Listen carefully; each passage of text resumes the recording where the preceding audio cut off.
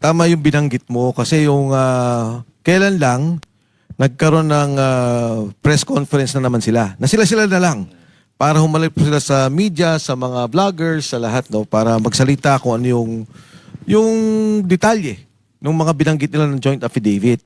Pero balikan ko yung binanggit mo nung una, sabi nila, di ba, oh, si Mike ang may alam dyan. Wala akong kaalam-alam sa ginawa nilang affidavit.